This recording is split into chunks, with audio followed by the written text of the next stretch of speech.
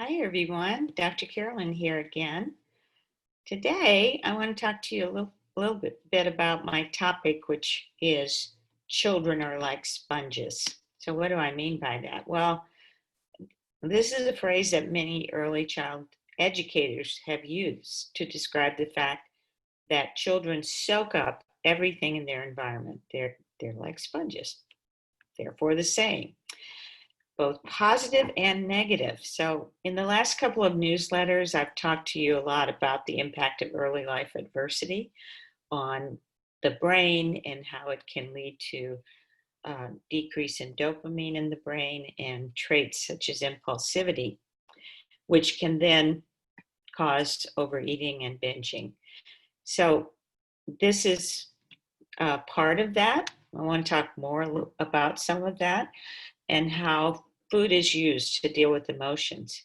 So I just want you to imagine now, maybe you are a person who um, didn't have those early life support people with you. You know, like maybe you didn't have a very supportive family, or maybe you felt like you were the odd person out in your family. Maybe you didn't have anyone in your life who you could consider to be safe, secure, and nurturing. So if you didn't, then you may know what I'm talking about, but you may not, because oftentimes these events from childhood just get buried in the subconscious. They get pushed down, and we say to ourselves, "Oh, that was just my family. There's no big deal. That's just the way my family was." When in fact, those events really do change children. They change them because children are sponges and they're soaking up both the insecure bonding, the chaos, as well as any violence, abuse, or neglect in their lives. So I want you to just think of what that might be like for children, or to remember, if you don't mind, a little bit about what that was like for you.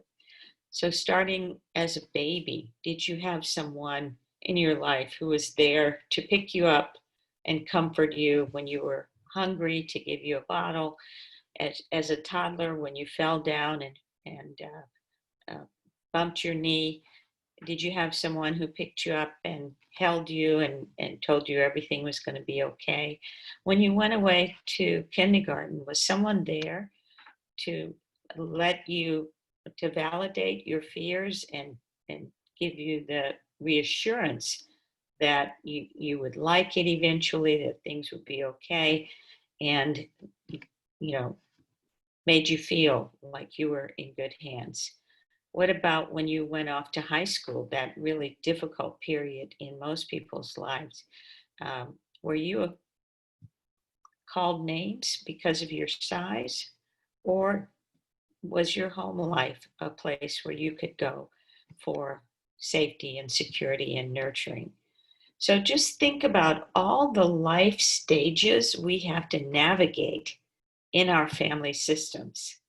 And we don't get out of our family system until we're much older. And sometimes, even when we leave our home, we still carry that burden of what the family dynamics were like. Whether, I know that many of my clients in the anchor program have had families who fat shame them, or who continue to press them to lose weight. Many of my patients have also had families where they were just ignored. Maybe they were the youngest of a big brood, and their parents were just exhausted and just didn't feel like dealing with them. And so they were neglected, and that leaves its own set of problems.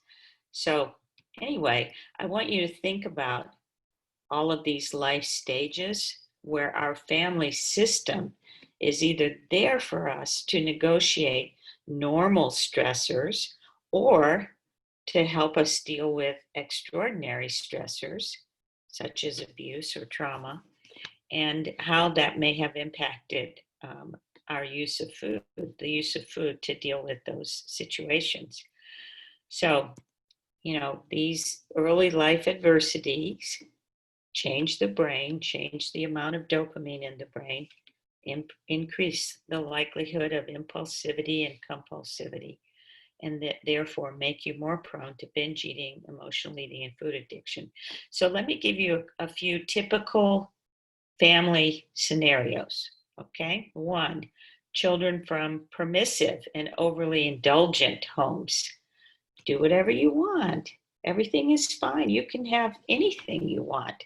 You want this toy? It's yours. You want someone else's toy? It's yours.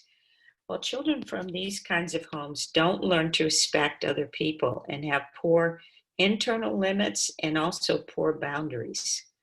I'm sure you know people like that. They may get easily frustrated when they don't get their way, and this can lead them to engage in impulsive behaviors to get what they want or to get what they think they need. All right, the second scenario is children from homes where they were taught to put aside their own needs and emotions to gain approval or love, and they then become people pleasers. Uh, People pleasers really feel that they're helping other people, and they feel, I think many people who grow up with that kind of background feel like it's good to be a people pleaser. But the problem with that is you're not getting your own needs met. So people pleasers constantly put the needs of others before their own, which can lead to impulsive behaviors to cope with anxiety and stress around trying to make other people happy.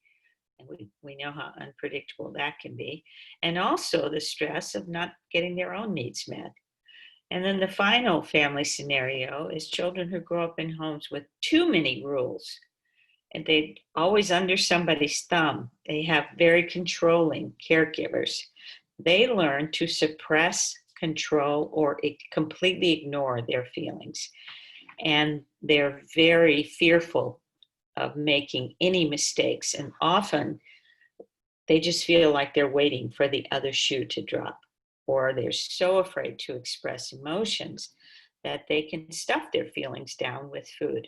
So all of those family life scenarios affect our emotional development, so that again, you may find yourself having the emotional um, development of a much younger person than you are. Like, sometimes you may feel like you're stunted in the emotional area, either being unaware of what you feel or not being flooded with what you feel.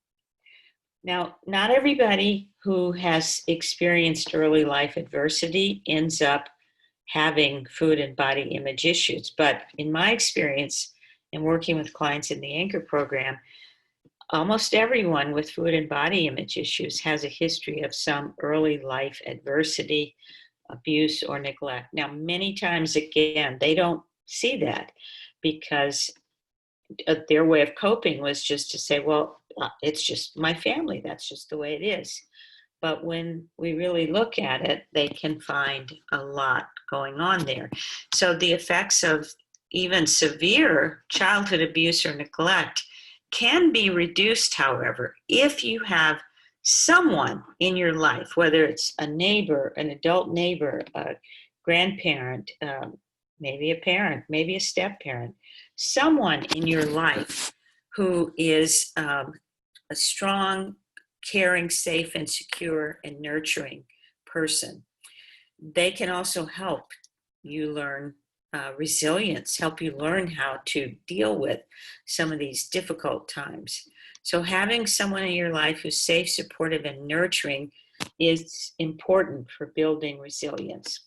This tells you that while some factors in your environment can cause problems, others can mitigate those problems and help rebalance your brain, help you build resilience, because kids are like sponges. So on the one hand, a kid may be soaking up really negative, fearful, violent experiences. But on the other hand, if there is a supportive adult presence in their lives, this can mitigate the impact of these other experiences and help them survive, which is creating resilience. So knowing more about the impact of life events on your current behaviors will help you to understand why you have more difficulty than someone else you know, for example, with food and body image issues. But understanding, while helpful, doesn't really change your behavior. So if you want to know the specific techniques that I use to help people change their behavior, if you want to get a bird's eye view into Dr. Ross's philosophy and what kind of techniques I use, I want to invite you again to check out the online webinar, How to Stop Feeling Crazy Around Food. I've put the link in the show notes. So just check it out and see if you might find those 3 techniques that I use might be eye-opening for you as well. Thanks for joining me. Please subscribe to my YouTube channel. Please.